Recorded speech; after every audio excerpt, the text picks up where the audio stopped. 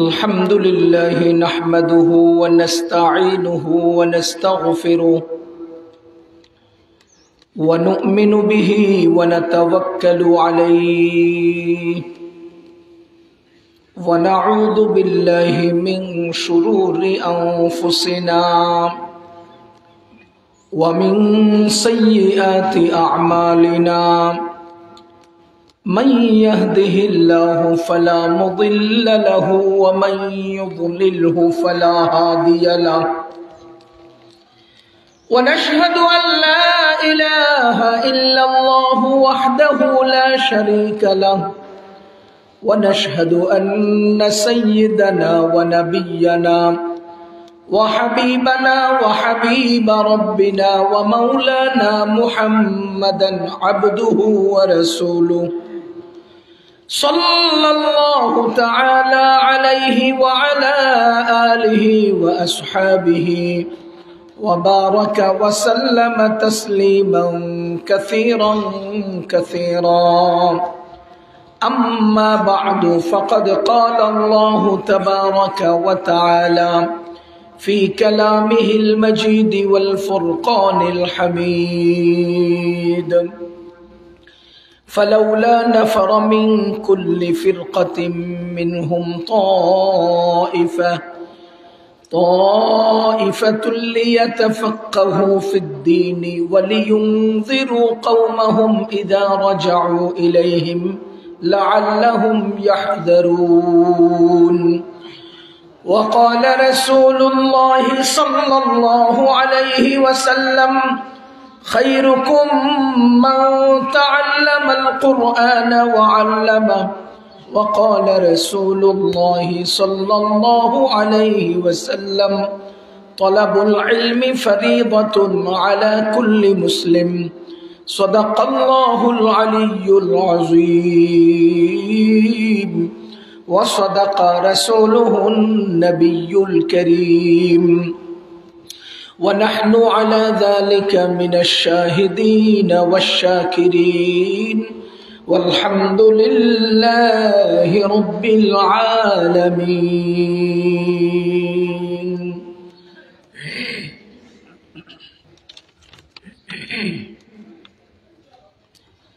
खलीफा मदानी रहिमहुल्लाह अल्लामा हजरत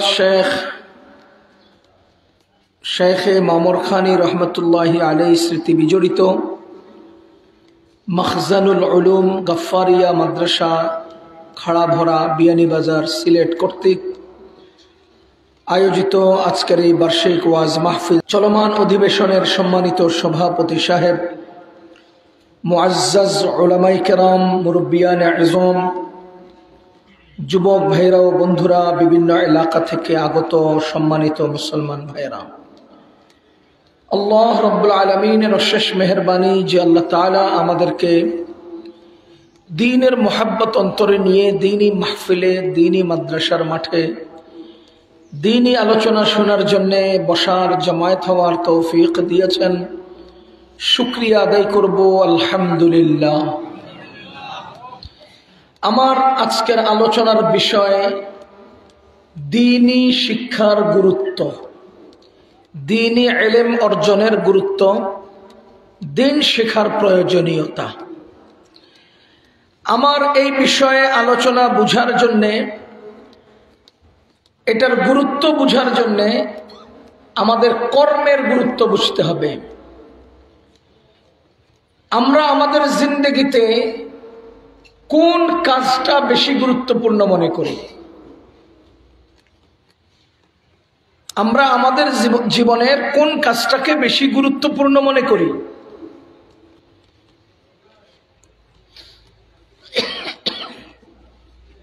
গুরুত্বপূর্ণ কাজ কোনটা এটা আমরা নিজে ঠিক করব না। আমাদের আল্লাহ, আমাদের সৃষ্টিকর্তা, আমাদের রব আমাদের জীবনের গুরুত্বপূর্ণ কাজ ঠিক করে দিয়েছেন। আল্লাহ তাআলা নিজে বলেন ওয়ামা খালাকতুল জিন্না ওয়াল ইনসা ইল্লা লিয়াবুদুন। মানুষের জিন্দেগির মূল কাজ হলো আল্লাহর বান্দগি। বলেন তো মানুষের জিন্দেগির মূল কাজ বন্দেগি। সংক্ষেপে জিন্দেগির মূল কাজ বন্দেগি। জিন্দেগির মূল কাজ কি? বন্দেগি। বন্দেগি না থাকলে মানুষ বান্দা হতে পারে না। আপনার জানা মতে যেই লোক কাপড় সেলাই করতে পারে না তাকে টেইলার বলে?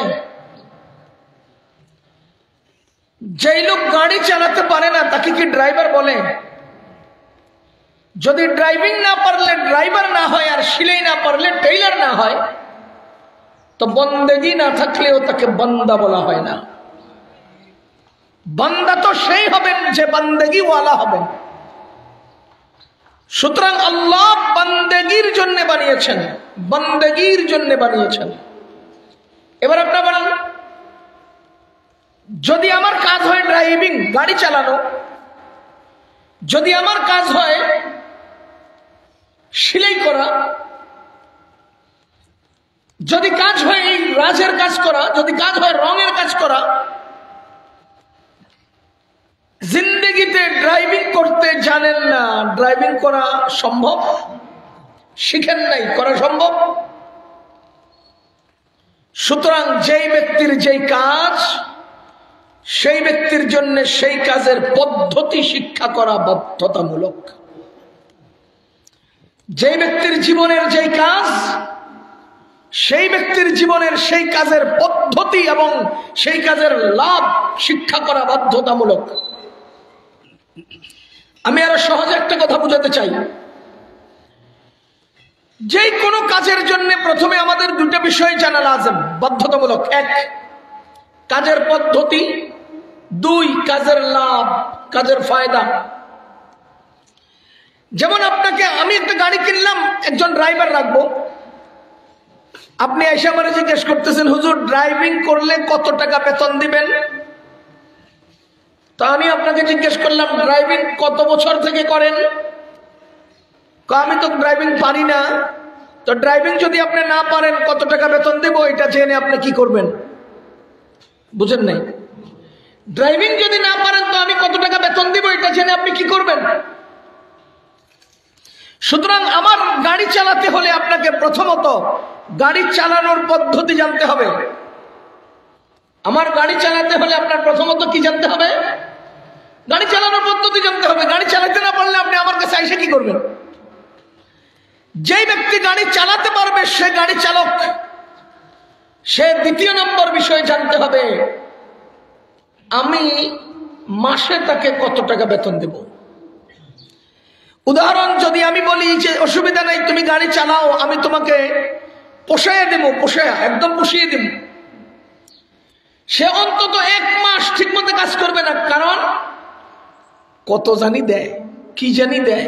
1 মাস গেলে বেতন পাওয়ার পর সে মনে করবে, ও 30,000 টাকা, 20,000 টাকা।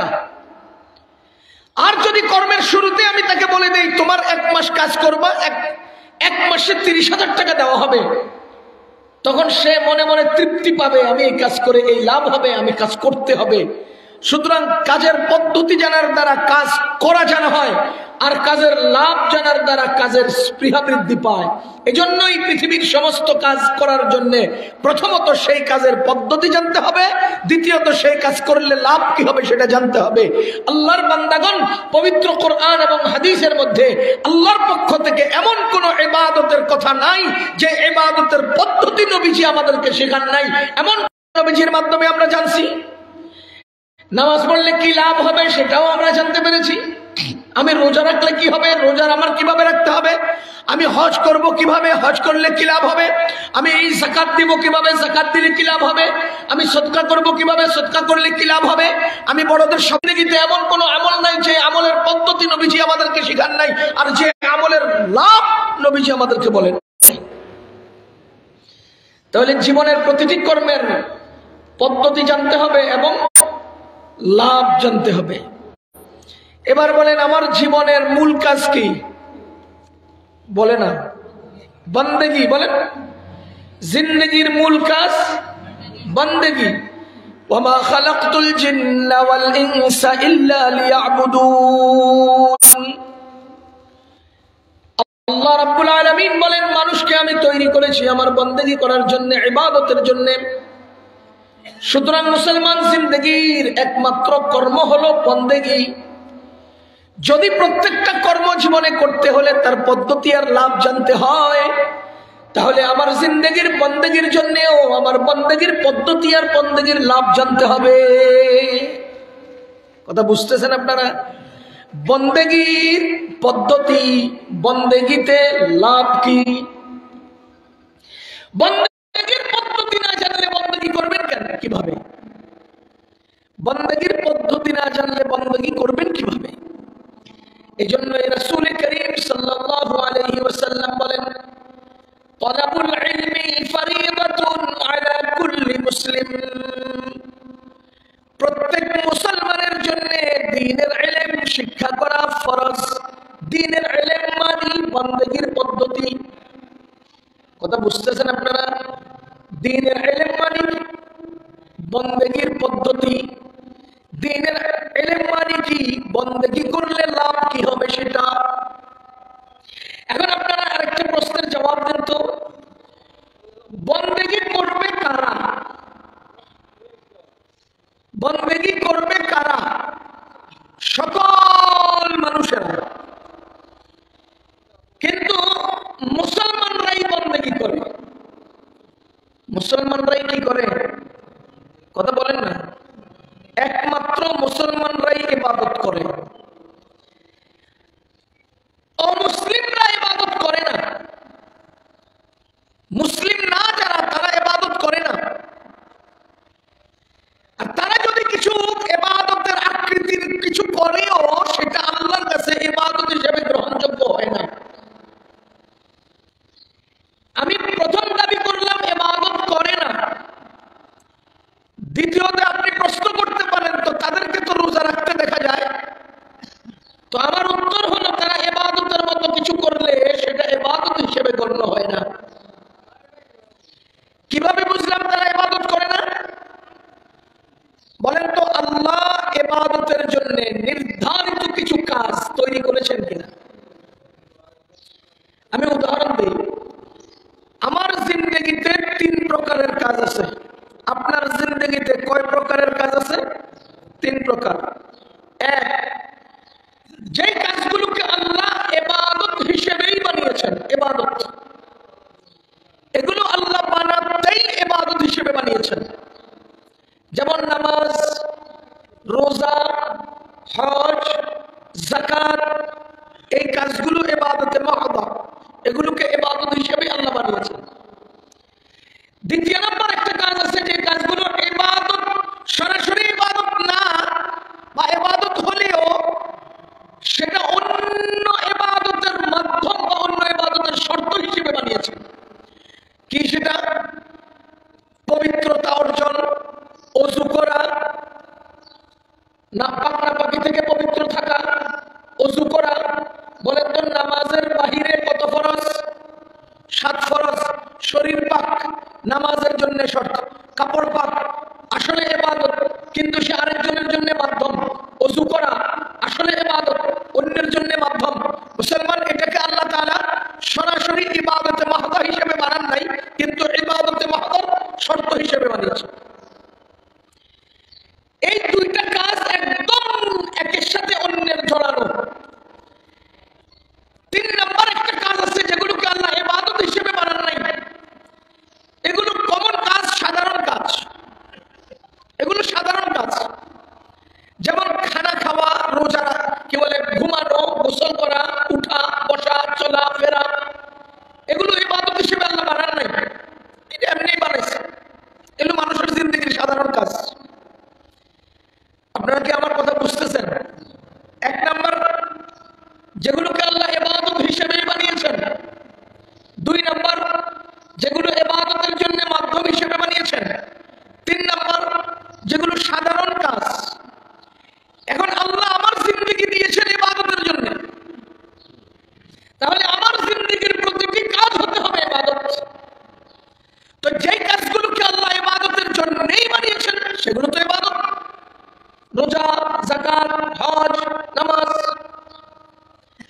পক্ষান্তরে যেগুলো ইবাদতের মাধ্যম বানিয়েছে সেগুলো ইবাদতের সাথে শর্ত, যার কারণে যারা নামাজ পড়ে তাদের শরীর পাক, যারা নামাজ পড়ে তাদের কাপড় পাক, যারা নামাজ পড়ে তাদের কিন্তু ওযু, যাদের নামাজ পড়ে তাদের জন্য গোসল।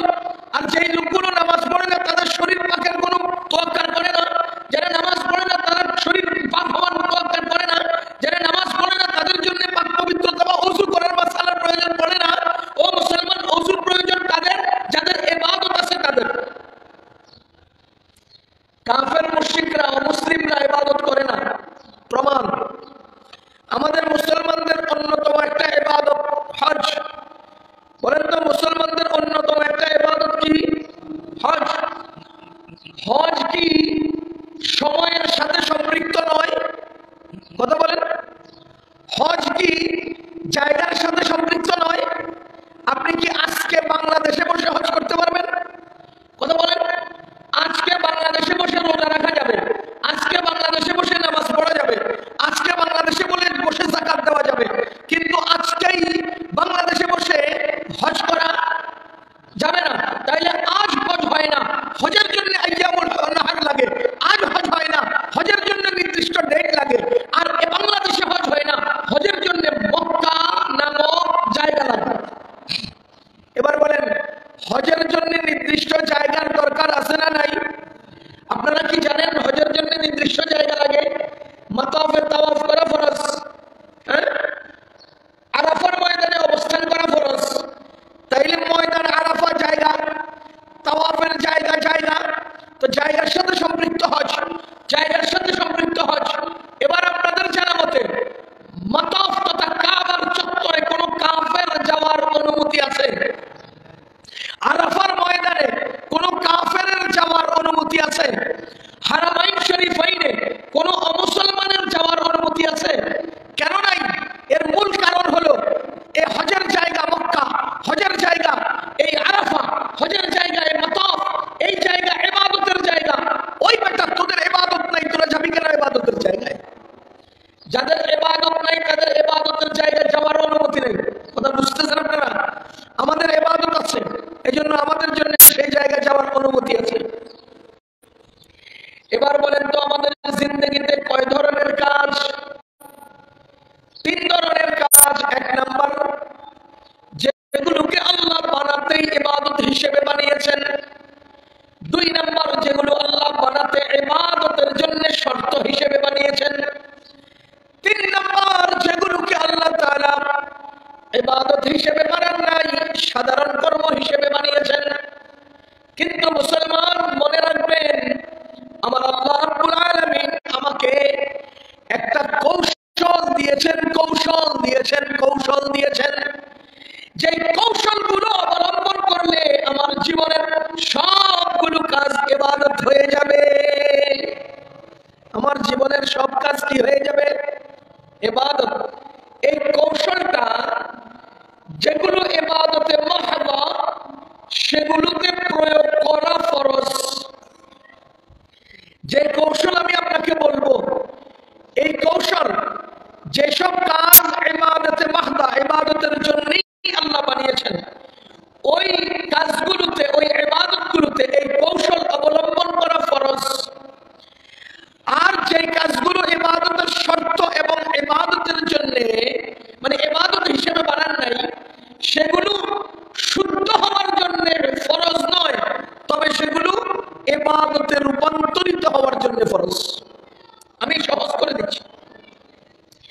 যেসব ইবাদত ইবাদতে মাহদা, যেসব কাজ ইবাদতে মাহদা, যেমন নামাজ, রোজা, যাকাত, হজ, এসব কাজের জন্য কৌশল অবলম্বন করা ফরজ।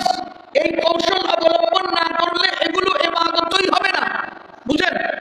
আর যে সমস্ত কাজগুলো সাধারণ কাজ অথবা ইবাদতের জন্য শর্ত, সেগুলোতে এই কৌশল অবলম্বন করা ফরজ নয়, তবে ওগুলো থেকে ফায়দা আর লাভ তথা সওয়াব অর্জন করার জন্য ওই কৌশল দরকার।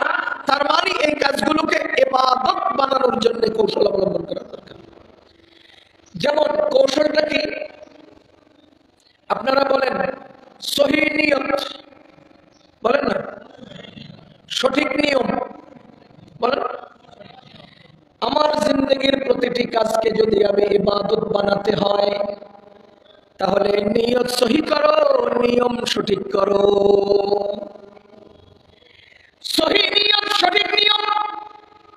মুসলমান যে সমস্ত ইবাদতকে আল্লাহ ইবাদতের জন্য বানিয়েছেন সেই সমস্ত কাজের মধ্যে নিয়ত করা ফরজ।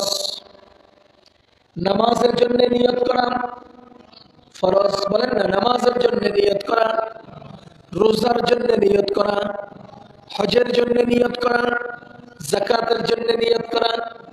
ও আল্লাহর বান্দাগণ, যে সমস্ত কাজকে আল্লাহ তাআলা ইবাদত হিসেবে বানিয়েছেন এই সমস্ত কাজ হওয়ার জন্য, ইবাদত হওয়ার জন্য নিয়ত করা ফরজ। এজন্যই নামাজের বাহিরে 7 ফরজ, ৭০ নম্বর ফরজ হলো নামাজের নিয়ত করা।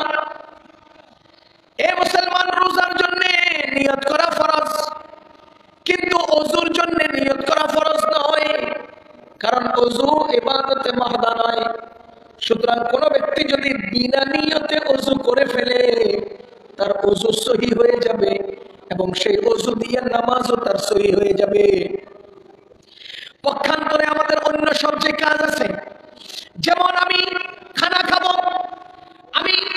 আমি খানা খাবো, আমি গোসল করব, আমি ঘুমাবো, আমি ইস্তেঞ্জা করব, আমি পেশাব করব, আমি পায়খানা করব, আমার এই সমস্ত কাজ পূর্ণ হওয়ার জন্য নিয়তের দরকার নাই।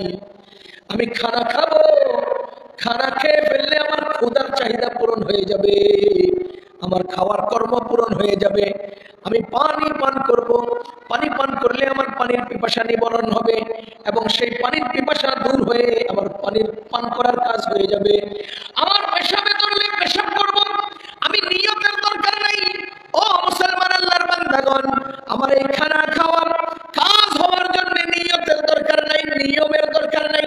কেউ যদি বাম হাতে খায় তার খাওয়া হয়ে যাবে, কেউ যদি হালাল খায় তাও হবে, হারাম খায় তাও খাওয়ার কাজ হয়ে যাবে। কিন্তু মুসলমান মনে রাখবেন, এই খাওয়ার কাজটাকে ইবাদত বানাতে হলে আমার 1 নাম্বার কৌশল আমি নিয়ত সহি করে নেব, 2 নাম্বার কৌশল আমি নিয়ম ঠিক করে নেব। মুসলমান, নিয়ত কাকে বলে? আমার কর্ম হবে আল্লাহর জন্য। নিয়ম কাকে বলে? কর্ম হবে নবীজির তরিকায়। নিয়ত সহি হওয়ার মানে কাম হবে আল্লাহর জন্য। বলেন তো নিয়ত মানে কি? বলেন বলেন। আমার এই কাজ হবে আল্লাহর জন্য। আর নিয়ম সহি হওয়ার অর্থ কি? নিয়ম শুদ্ধ হওয়ার অর্থ হলো আমার কর্মটা হবে রাসূলের তরিকায়। এবার আপনি আসেন, আপনার খানা খাওয়াটা যদি সহি নিয়তে সঠিক নিয়মে হয় তো এই খানা খাওয়াও ইবাদত হয়ে যাবে, এই খানাও আমলযোগ্য হয়ে যাবে, ইবাদতযোগ্য হয়ে যাবে। এই কাজেও আল্লাহ রাব্বুল আলামিন আমাদেরকে প্রতিদান দান করবেন।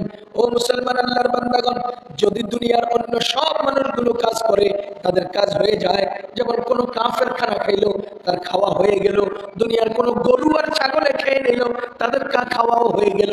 এবার আমি আপনাদেরকে জিজ্ঞেস করি, আল্লাহ তো আমাদেরকে বানিয়েছেন ইবাদতের জন্য, আমার খাওয়া যদি ইবাদত না হয় তাহলে সেই খাওয়া কেন আমি খাবো?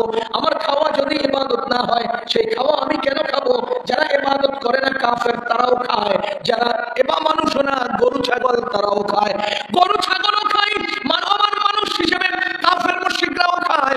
আমি মুসলমানও হলাম, আমি মানুষও হলাম, তাহলে আমার খানা গরুর মতো হবে কেন? আমার খাবার কাফের মুশরিকের মতো হবে কেন? আমার খাবার হবে মুসলমানের মতো, আমার খাবার হবে মানুষের মতো, আমার খাবার হবে ইবাদত। কথা কি আপনারা বুঝতেছেন? গরু ছাগল খায় কিনা? কথা করেন। কাফের মুশরিকরা খায় কিনা? আমি আর আপনি কি গরু ছাগল? কথা করেন। এখন যদি আমি গরু ছাগলের মতো খাই তাহলে আমি মানুষ হইলাম কেন? বুঝেন না? আমি যদি গরু ছাগলের মতো খাই তাহলে আমি মানুষ হলাম কেন?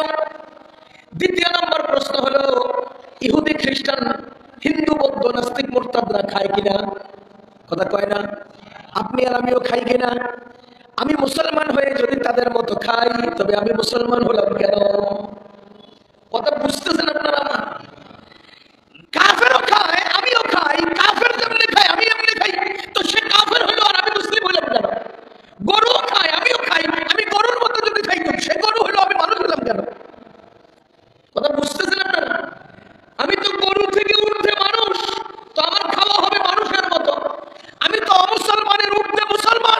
আমার খাওয়া হবে মুসলমানের মতো, আমার খাওয়া হবে মুসলমানের মতো।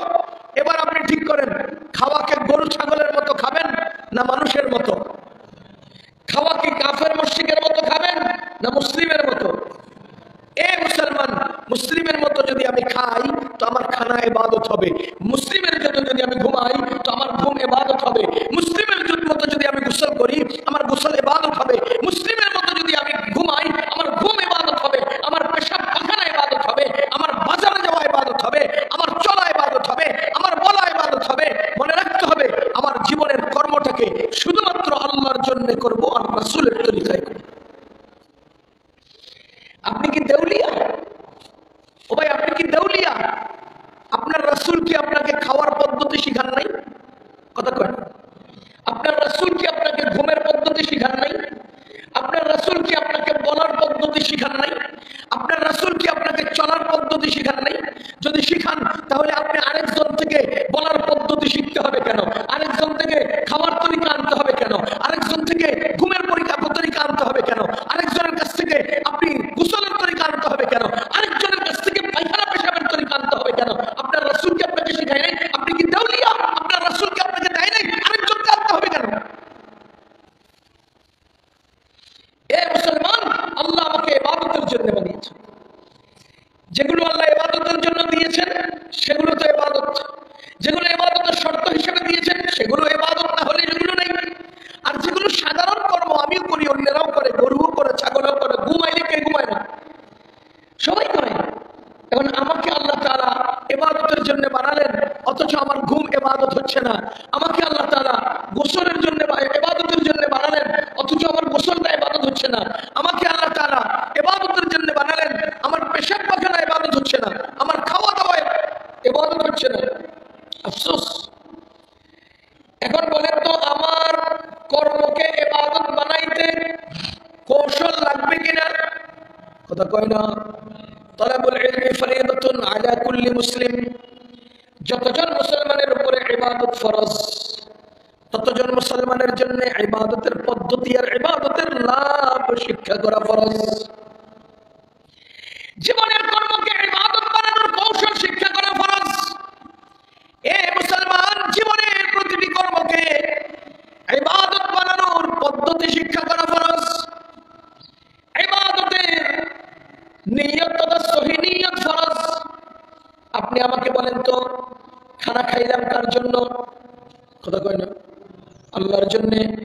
ঘুমালাম কার জন্য? আল্লাহর জন্য। গোসল করলাম কার জন্য? আল্লাহর জন্য। তো আল্লাহর জন্য নিয়ত সহি করা সহজ। সহজ মানে এক পথেই নিয়ত সহি হয়, এক লাইন। কিন্তু পদ্ধতি তো এক না। খাওয়ার পদ্ধতি আর ঘুমের পদ্ধতি এক। কথা কয়। গোসলের পদ্ধতি আর ঘুমানোর পদ্ধতি এক না। তাহলে প্রতিটি কর্মের আলাদা পদ্ধতি শিক্ষা করা ফরজ। শিক্ষা করা ফরজ। দেখেন, পদ্ধতির দিক থেকে আমি ছোট্ট একটা উদাহরণ দিলে বুঝবেন। আপনাদের ঘুমের পদ্ধতিতে বিসমিল্লাহ আছে না নাই? খাওয়ার পদ্ধতিতে বিসমিল্লাহ আছে না নাই? মানুষ মারা গেলে তাকে দাফনের পদ্ধতিতে বিসমিল্লাহ আছে না নাই? কথা কয় না।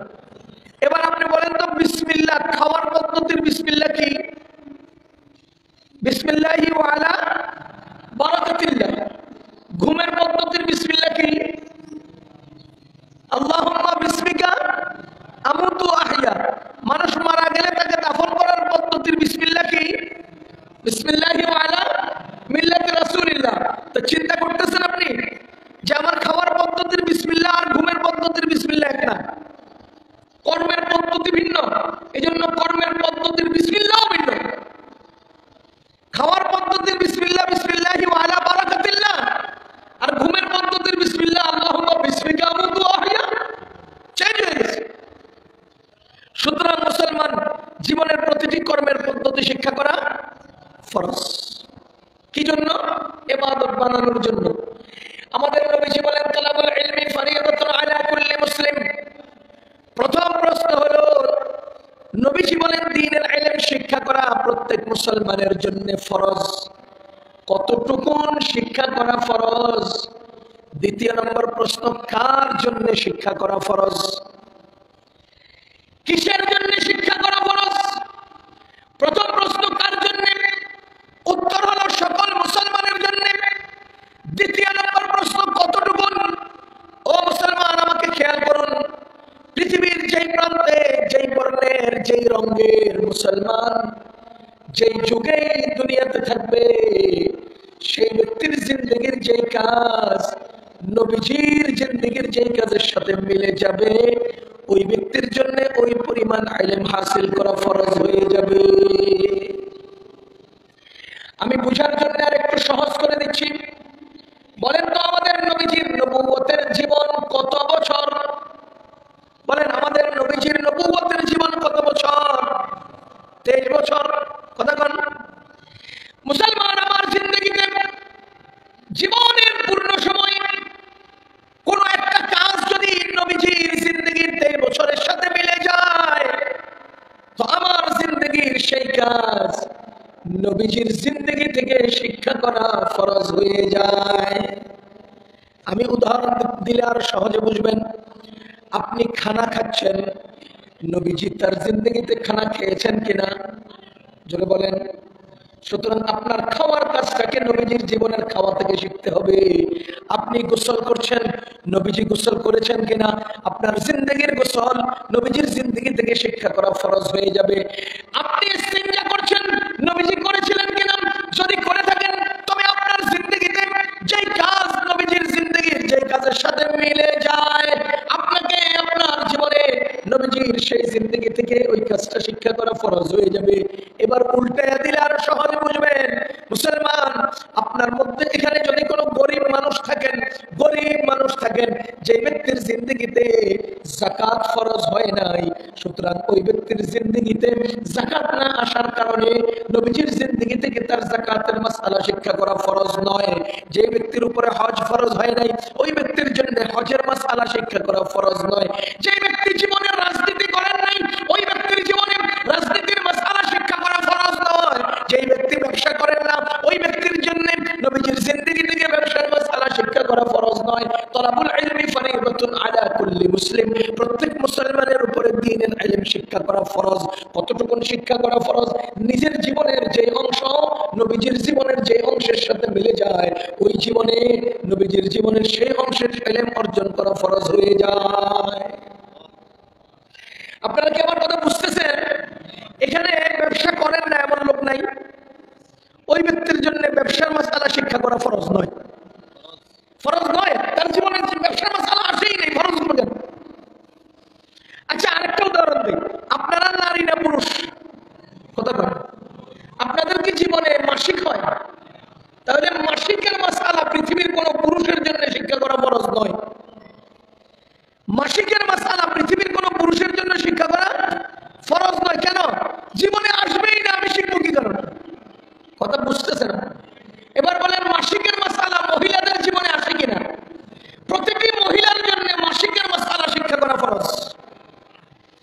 যে ব্যক্তির জীবনের যে অংশ নবীজির জীবনের বা শরীয়তের বিধানের সাথে মিলে যাবে, ওই ব্যক্তির ওই অংশের ওই মাসআলা শিক্ষা করা ফরজ হয়ে যাবে। কেন? সে এই মাসআলার সম্মুখীন, সে এই মাসআলার সম্মুখীন। এটা হলো কার জন্য? সবার জন্য। এই ইলম অর্জন করবে কে? সকলে। বলেন কে? কেন? সকলেই দ্বীনের আমল করা ফরজ। সকলের জন্য দ্বীনের আমল করা ফরজ। সুতরাং সকলের জন্য দ্বীনের ইলম হাসিল করা ফরজ। সকলের দ্বীনের আমল কতটুকু করে? এক একজন এক এক অধ্যায়ে দ্বীনের আমল করে। সুতরাং সকলের জন্য যার যেই পরিমাণ আমলের দরকার, সে সেই পরিমাণ ইলমের দরকার। কথা বুঝতেছেন আপনারা? আর এই জন্যই সুবহানাল্লাহি ওয়া বিহামদিহি, এই জন্যই আল্লাহ একজন পুরুষকে নিম্নে 12 বছর, আরেকজন নারীকে নিম্নে 9 বছর, পুরুষকে নিম্নে 12, ঊর্ধ্বে 15, মহিলাকে নিম্নে 9, ঊর্ধ্বে 12, একটা বয়স পর্যন্ত সময় দেন। দেখো, তুমি 12 বছরের আগে তোমার ইবাদত ফরজ হবে না।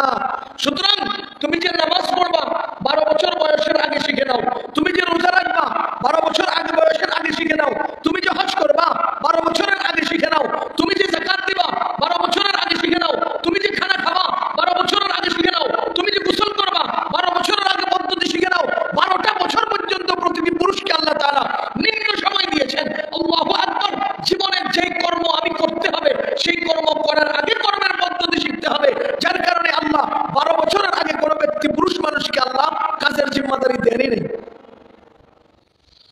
একজন পুরুষ নিম্নে বালেগ হয় কয় বছরে?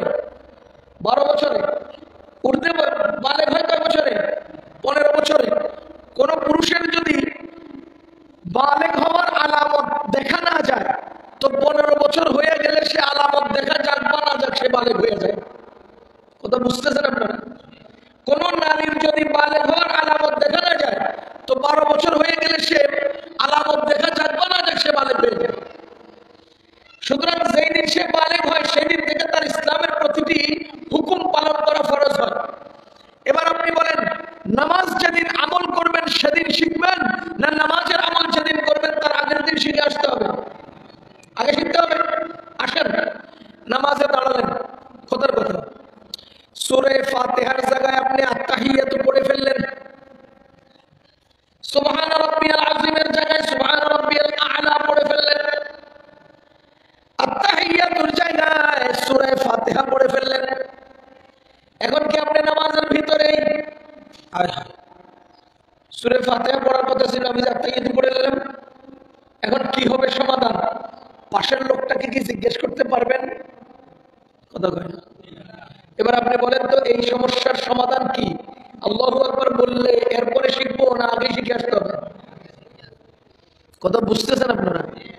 তো ইসলামের প্রতিটি বিষয়ে আমল যেদিন করবো সেদিন শেখা যায় না, আগে শিখিতে হয়। এই জন্য এখানে যারা বিয়ে করবেন, বিয়ে করার লাগে এটা জানে, কিন্তু বিয়ে কিভাবে করে এটা শিখে না, কেউ শিখে না।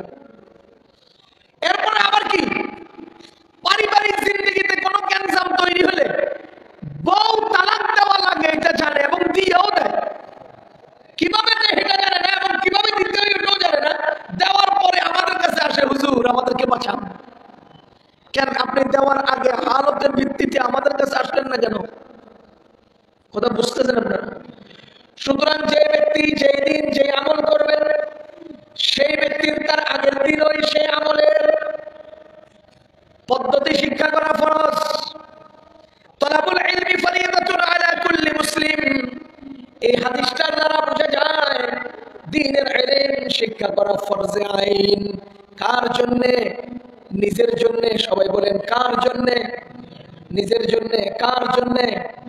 আরো জোরে কোন কার জন্য? নিজের জন্য ইলম হাসিল করা ফরজে আইন। নিজের জন্য ইলম হাসিল করা ফরজে আইন।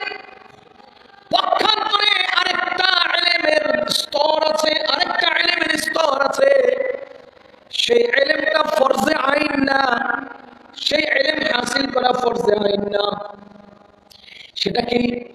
সেটা হলো দ্বীনের গভীর জ্ঞান অর্জন করা, দ্বীনের গভীর ইলম হাসিল করা। আল্লাহ রাব্বুল আলামিন বলেন, ফালাউলা নাফারা মিন কুল্লি ফিরকাতিন মিনহুম তাইফাতুন লিয়াতাফাক্কাহু ফিদ-দীন ওয়া লিয়ুনযিরু কওমাহুম ইযা রাজাউ ইলাইহিম লাআল্লাহুম ইয়াহযারুন। কেন তোমাদের প্রতিটি গোত্রের কিছু সংখ্যক মানুষ কেন আলাদা হয় না? ফালাউলা নাফারা মিন কুল্লি ফিরকাতিন মিনহুম, প্রত্যেক ফিরকা থেকে একটা গ্রুপ কেন বের হয় না যারা লিয়াতাফাক্কাহু ফিদ-দীন, গভীর জ্ঞানের অধিকারী হবে? এখানে সব মুসলমানের জন্য বলা হয় নাই, ফিরকাতিন মিনহুম সামান্য কিছু মানুষের কথা বলা হয়েছে। এই সামান্য কিছু মানুষ কেন আলাদা হয় না? কেন তারা ভিন্নভাবে মেহনত করে লিয়াতাফাক্কাহু ফিদ-দীন, দ্বীনের গভীর ইলম অর্জন করে না? দ্বীনের গভীর ইলম অর্জন করবে কি জন্য? আল্লাহ বলেন লিয়ুনযিরু কওমাহুম, উম্মতের জন্য, উম্মতের জন্য, উম্মতের জন্য। ও মুসলমান, তলাবুল ইলমি ফরিদাতুন আলা কুল্লি মুসলিম, প্রত্যেক মুসলমানের জন্য দ্বীনের ইলম শিক্ষা করা ফরজ। কার জন্য? নিজের জন্য। আর লিয়াতাফাক্কাহু ফিদ-দীন ওয়া লিয়ুনযিরু কওমাহুম, এই আয়াতের মধ্যে বলা হয়েছে দ্বীনের গভীর ইলম অর্জন করবে কার জন্য? লিয়ুনযিরু কওমাহুম, কওমের জন্য। কথা কি আপনারা আমার বুঝতেছেন? তাহলে দ্বীনের গভীর ইলম অর্জন করবে যে আলেমরা, তারা কি নিজের জন্য ইলম হাসিল করবেন না উম্মতের জন্য? আর দৈনন্দিন জীবনের আমল অনুপাতে ইলম করার জন্য, আমল করার জন্য যে ইলম অর্জন করবেন, এটা কি উম্মতের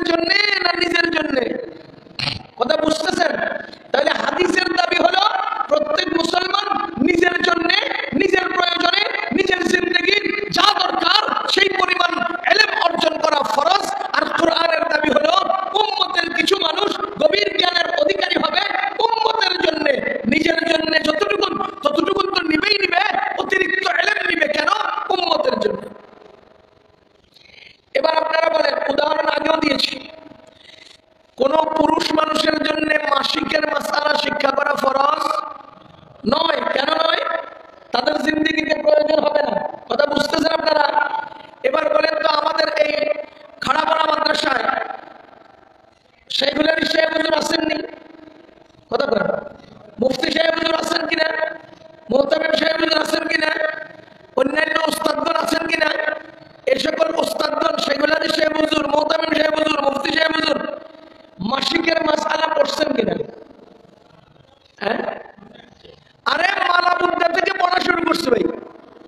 মালাবুদ্দা, নুরুল ইজাদ, তুদুরি, কানজুদ্দাকায়, শরে বেকায়া, হেদায়া, এরপরে পাহাড়ুল রায়ের সহকারে আরো বড় বড় বড় বড় ফিকহ কিতাবের মধ্যে আমরা মাসিক তথা ঋতুস্রাবের মাসআলা পড়েছি, হাদিসের কিতাবে পড়েছি, তিরমিজি শরীফে পড়েছি, মিশকাত শরীফে পড়েছি, আরো বড় বড় কিতাবের মধ্যে এই মাসআলাটা পড়েছি।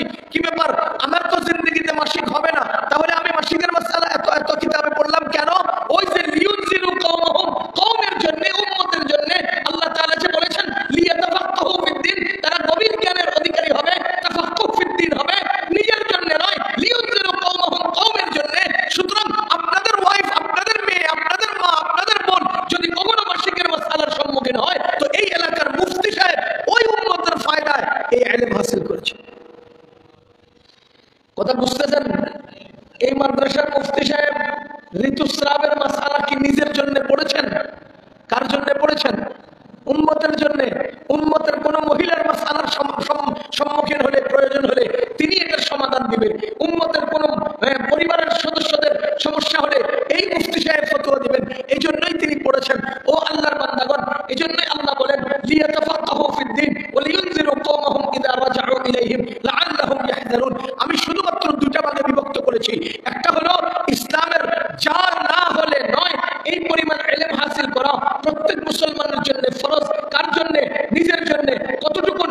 যতটুকুন নিজের জিন্দেগিতে রাসূলের জিন্দেগির সাথে মিলে যাবে, সেই অংশটুকুন রাসূলের জিন্দেগি থেকে শিক্ষা করা ফরজ। আপনি ঘুমাবেন, আপনার ঘুম যেহেতু রাসূলের জিন্দেগির ঘুমের সাথে মিলে যায়, আপনার ঘুমকে রাসূলের ঘুমের মতো বানাতে হবে, আপনার গোসলকে রাসূলের গোসলের মতো বানাতে হবে, আপনার খাওয়াকে রাসূলের খাওয়ার মতো বানাতে হবে, আপনার ইস্তিনজা রাসূলের ইস্তিনজার মতো বানাতে হবে। কেন? রাসূল বলে দিয়েছেন তলাবুল ইলমি ফরিদাতুন আলা কুল্লি মুসলিম, প্রত্যেক মুসলমানের জন্য দ্বীনের ইলম শিক্ষা করা ফরজ। কেন দ্বীনের ইলম শিক্ষা করব? যেহেতু আল্লাহ ইবাদতের জন্য বানাচ্ছেন। ইবাদতের পদ্ধতি যদি না শিখি তাহলে ইবাদত করব কিভাবে? তো ইবাদতের পদ্ধতি শিখবো কার কাছে? রাসূলের কাছে। সুতরাং আমার জিন্দেগির যেই দিন যেই কাজ আমার দরকার, সেই দিনের সেই কাজের পদ্ধতি রাসূল সাল্লাল্লাহু আলাইহি ওয়াসাল্লামের জিন্দেগি থেকে শিখতে হবে। কথা কি বুঝতেছেন আপনারা? দ্বিতীয় নম্বর, দ্বীনের গভীর জ্ঞানের অধিকারী হওয়া। যদি দ্বীনের গভীর জ্ঞানের অধিকারী হওয়া ফরজে আইন হইতো, তা আপনি বুখারী শরীফ পড়েন নাই, হাদিসগুলো পড়েন নাই, তিরমিজি শরীফ পড়েননি, হাদিস পড়েননি, ফিকহ পড়েননি, উসুলে ফিকহ পড়েননি, তাহলে আপনি দ্বীনের গভীর জ্ঞানের অধিকারী হতে পারেননি। যদি গভীর জ্ঞানের অধিকারী হওয়া ফরজ হইতো, তো সমাজের কি পরিমাণ লোকে এই ফরজটাকে তরক করছে। কিন্তু আপনি যদি নামাজের পদ্ধতি না জানেন, আপনি নামাজের পদ্ধতি শিক্ষা করার ফরজ তরক করেছেন। আপনি যদি খাওয়ার পদ্ধতি না জানেন, খাওয়ার ইলম অর্জনের পদ্ধতি শিক্ষা করা ফরজ ছিল, এই ফরজ আপনি তরক করেছেন। ও মুসলমান, এজন্য জিন্দেগির প্রতিটি কর্মের পদ্ধতি শিক্ষা করা ফরজ। আমার জিন্দেগির কর্মগুলোকে ইবাদত বানানোর প্রধান কৌশল নিয়ত সহি করা, নিয়ম শুদ্ধ করা। নিয়ত সহি করা, নিয়ম শুদ্ধ করা। নিয়ত কাকে বলে? কর্ম হবে আল্লাহর জন্য। নিয়ম কাকে বলে? কর্ম হবে নবীজির তরিকায়। কথা বুঝতেছেন আপনারা? পানি পান করলে কার পানির পিপাসা মিটে না? পানি পান করলে পানির পিপাসা মিটে না কার? কিন্তু পানি পান করলে পান করাটাই ইবাদত হয়ে যায় না। আমি পানি পান করলে যেন আমার পানির পিপাসাও মিটে, পানি পান করাটা ইবাদত হয়। কথা বুঝতেছেন? আমি পানি পান করলে যেন আমার পানির পিপাসাও মিটে, প্লাস আমার এই পানি পান করাটা যেন ইবাদত হয়। এখন প্রশ্ন হলো, এক গ্লাস পানি পান করার জন্য আমাদের নবীজির কোন তরিকা আছে কিনা? সুবহানাল্লাহ, এক গ্লাস পানি পান করায় 6টা সুন্নত আছে। বলেন তো, এক গ্লাস পানি পান করতে কয়টা সুন্নত আছে? এক, ডান হাতে নেওয়া। বলেন বলেন কোন হাতে নেওয়া? দুই, বসে নেওয়া, বসে বসে পান করা। তিন, পানিটা দেখে নেওয়া, দেখে নেওয়া। পানিটা কি করা? ওই যে আমার একজন ড্রাইভার ছিল, এটা একটা উদাহরণের জন্য বলতেছি। আমার একজন ড্রাইভার ছিল কিছুদিন আগে, তা আমি আবার গাড়িতে বসে পান খাই। গাড়িতে বসে কি খাই? তো পান খাই, এরকম ছোট্ট একটা বোতলের মধ্যে আমি পিক ফেলছি না। এরপরে কুলির দরকার হচ্ছে, আপনি মনে করেন চলমান গাড়িতে কুলি করতে, বাইরে গাড়িতে আমি এর মধ্যে কুলিও করি। তো ড্রাইভার সাহেব আল্লাহর বান্দা, সে খেয়াল করে নাই, মনে করছে হুজুরের এটার মধ্যে কি জানি পানি কিংবা কোকা কোলা, মোটামুটি একটু খেয়াল এসে। এখন আপনি বলেন তো, দেখে নিলে নবীজির এই সুন্নতটা পালন করলে সে কি এই বিপদে পড়তো? কথা করে নবীজি বলেছেন পানিতে দেখে নিবা একটা পিঁপড়া, আপনি খেয়াল করেননি, ছোট কিছু একটা ময়লা খেয়াল করেননি, মুখে দিয়েছেন, চপ করে জিহ্বার মধ্যে লাগছে, এবার আপনার বমি শুরু হয়ে গেছে। তাহলে আপনি যে ক্ষতিগ্রস্ত হলেন না দেখার কারণে। এই জন্য বলেন তো, পানিতে কয় সুন্নাত? এক, ডান হাতে নেওয়া। দুই, দেখে নেওয়া। তিন, বসে নেওয়া। কটা হইল? চার, বিসমিল্লাহ পড়া। চার, বিসমিল্লাহ পড়া। পাঁচ, তিন ঢোকে পান করা। কয় ঢোকে পান করা? ছয়, পান করার শেষে আলহামদুলিল্লাহ বলা। বলেন 6 নাম্বার, পান করার শেষে। এখন তো আমরা ডাইনাতে নেই না, মুখে পাইছি বামাতে, নিছি বামাতে। 3 ঢোকের কি দরকার? 1 ঢোকে 1 গ্লাস না, নিয়ম মাফিক যদি আমি 1 গ্লাস পানিও পান করি, আমার এই 1 গ্লাস পানিতে 6টা সুন্নতের সওয়াব আমি অর্জন করতে পারি। এবার বলেন, পৃথিবীর কোন মানুষ কোন যুগে কোন জায়গায়, আবার বলছি, পৃথিবীর কোন মানুষ কোন যুগে কোন জায়গায় এই কথা কি বলতে পারবে যে আমার জীবনের একটি মুহূর্ত পার হয়ে গেছে অথচ নবীজির শিক্ষা এখানে নাই? পারবে কেউ বলতে? আপনি আজকে 24 ঘন্টার মধ্যে একটা মুহূর্ত বের করে আমার সামনে নিয়ে আসবেন যে হুজুর আমার এক মুহূর্ত পার হয়ে গেছে অথচ নবীজির শিক্ষা এই মুহূর্তের মধ্যে নাই। হুজুর আমার জিন্দেগির কাজ চলে গেছে কিন্তু এই কাজের মধ্যে নবীজির শিক্ষা নাই। আরে কোন কাজের মধ্যে নবীজির শিক্ষা নাই এমন কোন কাজ দুনিয়াতে নাই, এমন কোন মুহূর্ত নাই যে মুহূর্তে নবীজির শিক্ষা নাই, এমন কোন ব্যক্তি নাই যে ব্যক্তিতে নবীজির শিক্ষা নাই। আমি আপনাকে সহজ করে একটা কথা বলে দিই, প্রতিটি মুহূর্ত, প্রতিটি ব্যক্তি, প্রতিটি বস্তু আমার ইবাদতের ক্ষেত্র। বলেন তো, প্রতিটি মুহূর্ত, বলেন না, প্রতিটি বস্তু, প্রতিটি ব্যক্তি আমার ইবাদতের ক্ষেত্র। উদাহরণ, আপনি রাস্তায় হেঁটে যাচ্ছেন, একটা কলার চামড়া পড়ে আছে। রাস্তায় হেঁটে যাচ্ছেন, কলার চামড়া পড়ে আছে। যেই জায়গায় কলার চামড়াটা পড়া, সেই জায়গাটা, যেই কলার চামড়াটা জায়গায় পড়ে আছে, সেই কলার চামড়াটা যেই মুহূর্তে আপনার চোখে পড়েছে, সেই মুহূর্তটা আপনি এটাকে রাস্তা থেকে সরিয়ে দিলেন, ইবাদত হলো কিনা? কথা বলেন। তাহলে একটা কলার চামড়া আমার ইবাদতের জায়গা নয়, কলার চামড়া আমার ইবাদতের ক্ষেত্র নয়, কলার চামড়া যেখানে পড়ে আছে সেই জায়গাটা আমার ইবাদতের ক্ষেত্র নয়। আপনি চলতেছেন, হঠাৎ করে খাড়া পড়া, এখানে যে বাজার, মাদ্রাসার পেছনে এক লোক হেঁটে যাচ্ছেন, হুট করে কি জানি তার চোখের মধ্যে পড়ছে, একটা বালু, একটা পোকা। এবার সে চোখ টলতে টলতে ক্লান্ত হয়ে গেছে। আপনি আসলেন, নিজের জামার কোনাকে এইভাবে চোখা করলেন, লোকটার চোখটাকে ভাগ করে বালুটা বের করে ফেললেন। বলেন, এই চোখের বালু কণাটা আপনার ইবাদতের জায়গা কিনা? ওই চোখটা আপনার ইবাদতের ক্ষেত্র কিনা? ওই মুহূর্তটা আপনার ইবাদতের ক্ষেত্র কিনা? বলেন। যদি আপনার একটা বালু কণা ইবাদতের ক্ষেত্র হয়, যদি একটা চোখ ইবাদতের ক্ষেত্র হয়, যদি একটা টিস্যু পেপারের কোণাটা ইবাদতের ক্ষেত্র হয়, তো জিন্দেগির বড় বড় কাজগুলো, বড় বড় জায়গাগুলো আমার ইবাদতের ক্ষেত্র কি পর্যায়ে?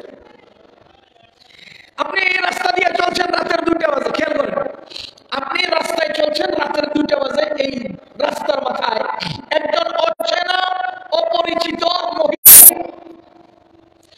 দাঁড়িয়ে আছে, আপনি গিয়ে জিজ্ঞেস করলেন কি ব্যাপার আপনি এত রাত্রে এখানে? আমি ওই সমস্যায় পড়েছি, আমার একটু হেল্প দরকার। এবার আপনি তাকে এলাকা থেকে একটা সিএনজি ডেকে আনলেন টেলিফোন করে, তাকে সিএনজিতে তুলে দিলেন, এরপরে তাকে তার গন্তব্যে পৌঁছিয়ে দিলেন, অথবা যে কোনো ভাবে আপনি তার হেল্প করলেন। বলেন তো এটা কি আপনার ইবাদতের ক্ষেত্র নয়? এটা আপনার বন্দেগীর ক্ষেত্র নয়? কথা বলেন। যদি একটা রাস্তার মোড়ে অচেনা কোনো মহিলার খেদমত করে, সহযোগিতা করে, হেল্প করে, সেটাকে আমি আমার ইবাদতের ক্ষেত্র বানাইতে পারি, তো আমার ঘরের নিরীহ বোন কেন আমার ইবাদতের ক্ষেত্র হবে না? আমার ছোট ভাই আমার ইবাদতের ক্ষেত্র হবে না কেন? আমার মা আমার ইবাদতের ক্ষেত্র হবে না কেন? আমার বাবা আমার ইবাদতের ক্ষেত্র হবে না কেন? আমি অচেনা মহিলাকে হেল্প করতে পারলে এটা আমার তৃপ্তি লাগে, আমার আপন বোনকে আমি হেল্প করে কেন তৃপ্তি পাই না? সমাজের ভাইয়েরা আজকে বোনের খবর নেয় না কেন? সমাজের ছেলেরা তার বাবার খবর নেয় না কেন? কারণ মানুষ ভুলে গেছে যে আমার প্রতিটি ক্ষেত্র, প্রতিটি জায়গা, প্রতিটি স্থান, প্রতিটি ব্যক্তি, প্রতিটি মুহূর্ত, প্রতিটি বস্তু আমার ইবাদতের ক্ষেত্র। এবার বলেন আমার জিন্দেগিতে প্রতিটি কাজকে ইবাদত বানাতে হলে কৌশল লাগবে কিনা? সেই কৌশলটা কি? সহিহ নিয়ত, সঠিক নিয়ম। বলেন সহিহ নিয়ত, সঠিক নিয়ম। এবার আমি আপনাকে বলছি মুসলমান, আমি যে আমার কাজ ইবাদত বানাবো সেটার জন্য সঠিক নিয়ম, সহিহ নিয়ত লাগবে। এই পদ্ধতি বা এই কৌশলটা অবলম্বন প্রত্যেক মুসলমানের জন্য করা ফরজ। পক্ষান্তরে উম্মতের কোনো প্রয়োজনে গভীর জ্ঞানের অধিকারী হওয়া সকল মুসলমানের জন্য ফরজ নয়। ও আল্লাহর বান্দাগণ, এবার আমাদের মাদ্রাসার যে উলামায়ে কেরাম গভীর জ্ঞানের অর্জন করেছেন, তারা নিজের জন্যই করেন নাই, উম্মতের জন্য করেছেন। আর আমরা যা ইলম অর্জন করেছি উম্মতের জন্য করি নাই, নিজের জন্য করেছি। আমরা কার জন্য করেছি? নিজের জন্য। আর উলামায়ে কেরাম কার জন্য করেছেন? উম্মতের জন্য। যার কারণে আমরা 5 ওয়াক্ত নামাজ পড়ি কিন্তু ছাত্র পড়াই না। আর আমাদের সেগুলো 5 ওয়াক্ত নামাজও পড়ে না, আমার ছাত্র পড়ান, কারণ উম্মতের জন্য। যাহা হোক, এই মাদ্রাসার সব ছাত্র বড় বড় আলেম হয়ে উম্মতের খেদমত করবে, এটা লাজেম না, এটা লাজেম না, এটা বাধ্যতামূলক না। কিন্তু এই মাদ্রাসার সব ছাত্র নিজের জিন্দেগিতে সহিশুদ্ধভাবে আমল করবে, এটা লাজেম। কথা বুঝতেছেন? মাদ্রাসার প্রত্যেকটা ছাত্র এই যে বড় আলেম হয়ে উম্মতের কাজ করবে এটা শর্ত না, কিন্তু মাদ্রাসার প্রত্যেকটা ছাত্র যে সহিশুদ্ধভাবে আমল করতে পারবে এটা ঠিক। এই জন্য আমি আপনাদেরকে একটা কথা বলছি যে আমাদের দ্বীনের ইলম শিক্ষা অর্জন করতে হবে। প্রত্যেক মা বাবা তার সন্তানকে দ্বীন শিখাতে হবে। যদি না শিখান তাহলে আল্লাহর আদালতে ধরা পড়তে হবে। সুতরাং নিজের প্রয়োজনে, উম্মতের প্রয়োজনে আপনি আপনার সন্তানকে উম্মতের প্রয়োজনে বড় আলেম বানানোর মেহনত করেন, চেষ্টা করেন। যদি সেটা না পারেন তো অন্তত আপনার সন্তান যেন নিজের জন্য দ্বীনের ইলমটুকু অর্জন করতে পারে সেই চেষ্টা করেন। আর আজকের জামানা তো এমন খারাপ হয়েছে, আপনাদের জানি না কে কি মনে করেন, বর্তমান সময়টা এমন হলো যে চোরে চুরি করে, কেউ একজন যদি চোরে চুর বলে তো চোরের মনে কষ্ট যায়। জনগণের সম্পদ চুরি করে এটাতে তার গায়ে লাগে না, কিন্তু কেউ তারা চোর বললে তার গায়ে লাগে, ঠিক না? তো বর্তমান সরকার, বর্তমান বাংলাদেশের সরকার আমাদের দেশ ও জাতির সুশিক্ষাকে ধ্বংস করে, শিক্ষাকে দাফন করে কুশিক্ষায় মানুষকে উদ্বুদ্ধ করছে। কথা বুঝেন? সুশিক্ষা কাকে বলে? শিক্ষা কাকে বলে? কুশিক্ষা কাকে বলে? সুশিক্ষা বলা হয় ওই শিক্ষাকে যে শিক্ষা দ্বারা মানুষ দুনিয়া ও আখিরাতে উপকৃত হয়। সুশিক্ষা কাকে বলে? যে শিক্ষা দ্বারা মানুষ দুনিয়া ও আখিরাতে উপকৃত হয়। যেমন রাসূলের জিন্দেগিতে যে শিক্ষা আছে, সাহাবায়ে কেরামের জিন্দেগির শিক্ষা, পাক পবিত্রতার শিক্ষা, ওযু গোসলের শিক্ষা, নামাজ রোজার শিক্ষা। বলেন তো এটা কি শুধু দুনিয়ায় উপকৃত হয় না আখিরাতেও? এবং আখিরাতে উপকৃত বেশি হয়। এই শিক্ষার নাম সুশিক্ষা। আরেকটা শিক্ষা আছে শিক্ষা, যে শিক্ষা দ্বারা শুধু দুনিয়াতে উপকৃত হয়। যেমন আলু কিভাবে চাষ করব, বেগুন কিভাবে চাষ করব, মাছ কিভাবে চাষ করব, হ্যাঁ, তারপরে ক্ষেত খামার কিভাবে করব, ধান কিভাবে রোপণ করব, কৃষি গবেষণা, মাছ গবেষণা, পাখি গবেষণা, গাছ গবেষণা, এই সমস্ত শিক্ষা দুনিয়াবী শিক্ষা। এটার নাম শিক্ষা। এটা আখিরাতে উপকৃত হয় না, শুধু দুনিয়াতে উপকৃত হয়। 3 নাম্বার হলো কুশিক্ষা, যে শিক্ষায় জাতিকে নষ্ট করে, জাতির চরিত্র নষ্ট করে, জাতির আকীদা নষ্ট করে, জাতির সামাজিকতা নষ্ট করে, জাতির সবকিছু নষ্ট করে। কারণ কু শব্দ মানেই নষ্ট। কু কু কু মানে কি? যেমন কুদৃষ্টি, নষ্ট চোখ, কুদৃষ্টি, নষ্ট চোখ, কু অভ্যাস, খারাপ অভ্যাস, নষ্ট অভ্যাস, কুখ্যাত, অখ্যাত, কুখ্যাত, অন্যায় কিছু করে পরিচিত হয়ে গেছে তারা বলে কুখ্যাত। ঠিক তেমনি ভাবে কুশিক্ষা, যে শিক্ষায় নষ্ট করে। আমার সমাজে বর্তমান সরকার আমাদের ইসলামিক শিক্ষা, যে শিক্ষা দ্বারা মানুষ দুনিয়া আখিরাতে উপকৃত হবে, সেই শিক্ষাকে ধ্বংস করে দিয়েছে। আর অন্তত যে শিক্ষা দ্বারা মানুষ দুনিয়া উপকৃত হবে, সেই শিক্ষাকেও মাটি চাপা দিয়েছে। আর মানুষ ক্ষতিগ্রস্ত হয়, নষ্ট হয়, এমন শিক্ষা আজকের শিক্ষা সিলেবাসে প্রণয়ন করেছে। যেমন যৌন সুরসুরিমূলক শিক্ষা, নারী পুরুষের চরিত্র নষ্ট করছে, এই শিক্ষা কুশিক্ষা। কথা বলেন। যেমন সুদী অঙ্কের শিক্ষা আমাদের অর্থনীতিকে নষ্ট করছে, এই শিক্ষা ব্যবস্থা কুশিক্ষা। যেমন ইসলামের হেজাব বিরোধী শিক্ষা ব্যবস্থা ইসলামের প্রতি মানুষকে বিদ্বেষী করে তুলছে, এটা দুর্বল করার প্রচেষ্টা, এটাও কুশিক্ষা। যেমন ডারউইনের মতবাদে মানুষ বানর থেকে এসেছে, মনুষ্যত্বকে নষ্ট করছে, এটাও কুশিক্ষা। সুতরাং বর্তমান সরকারে শিক্ষার দাফন করে সুশিক্ষার জানাজা পড়ে কুশিক্ষার দিকে দ্বীনের উপরে চলতে সক্ষম হবে। বড় আলেম না হয়ে যাক, সমস্যা নেই, বড় আলেম না হলে অন্তত মুসলমান হয়ে সে বাঁচতে পারবে। পারবো না ইনশাআল্লাহ? আমার সন্তানকে মাদ্রাসায় দ্বীন শিখাতে পারবো না ইনশাআল্লাহ? আমি একটা উদাহরণ দিয়ে কথা শেষ করছি। আপনারা দাওয়াত খান না? দাওয়াতের মধ্যে মুরগি, গরু, মাছ, সবজি, ডাল, এর ফাঁকে সালাদও খাওয়ায়। কি খাওয়ায়? সালাদ। খিরাই, গাজর, পেঁয়াজ, এরপরে ধনিয়া পাতা, কাঁচা মরিচ মিক্স করে একটা সালাদ বানায়, তাই না? আপনি দেখেন তো দুপুরে খানা খাওয়ার পরে বিকালে যখন ঢেক আসে, গরুর গোশতের ঢেক আসে না সালাদের? মাগরিবের পরে ঢেক আসছে গরুর গোশতের না সালাদের? ওই সালাদের ঢেক আসে। এই জন্য আমি বলছি মুসলমান, আপনার সন্তানকে জিন্দেগির প্রথম 10 বছর 5 বছর এই দ্বীনি শিক্ষা প্রতিষ্ঠানে আপনি দ্বীনের সালাদ খাওয়ায় দেন, সহিহ শুদ্ধ কোরআন তেলাওয়াতের সালাদ খাওয়ায় দেন, পাক পবিত্রতার সালাদ খাওয়ায় দেন, তো দেখবেন সে বড় ডাক্তার হবে, ইঞ্জিনিয়ার হবে, বৈজ্ঞানিক হবে। আরে নাসার বৈজ্ঞানিক হয়ে মহাকাশ জয় করবে, আল্লাহর কসম সে আজীবন সালাদের ঢেক দিবে, বেঈমান হবে না, বেঈমান হবে না, বেঈমান হবে না ইনশাআল্লাহ।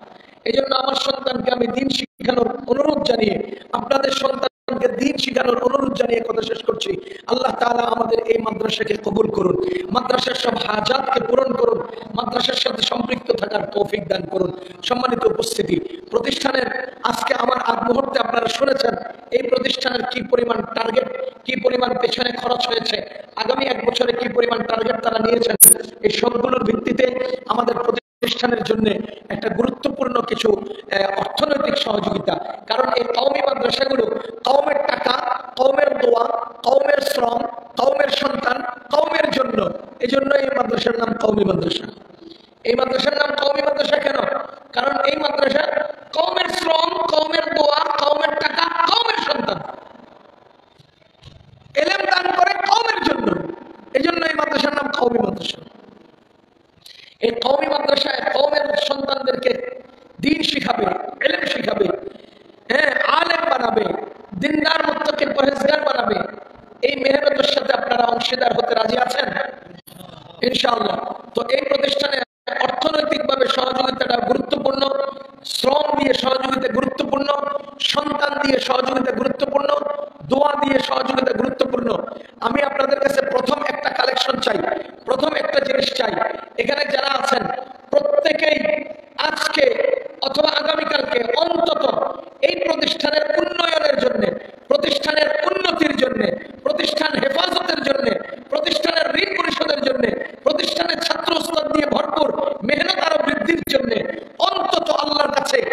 বিশেষভাবে দোয়া করার জন্য 2 রাকাত নামাজ দিতে পারবেন কে কে? 2 রাকাত নামাজ হাত উঠান ভাই, 2 রাকাত নামাজ সবাই হাত উঠান। ইনশাআল্লাহ আজকে বা কালকের মধ্যে আমরা 2 রাকাত নামাজ পড়ে এই খাড়াবড়া মাদ্রাসার জন্য হাত নামান, মেহনত মাদ্রাসার কল্যাণে, মাদ্রাসার উন্নতির জন্য দোয়া করতে পারবো ইনশাআল্লাহ। ইনশাআল্লাহ ইনশাআল্লাহ। কয়জন হবে এখানে লোক? সবাই যদি 2 রাকাত করে নামাজ পড়ে আলাদা পাবে। আজকে মাগরিবের পরে এটা সহজ হবে। আজকে মাগরিবের পরে সুন্নতের পরে বিশেষভাবে এই প্রতিষ্ঠানের উন্নতির জন্য, হেফাজতের জন্য, প্রতিষ্ঠানের কল্যাণের জন্য 2 রাকাত নামাজ প্রতিষ্ঠানকে হাদিয়া দিলাম ইনশাআল্লাহ।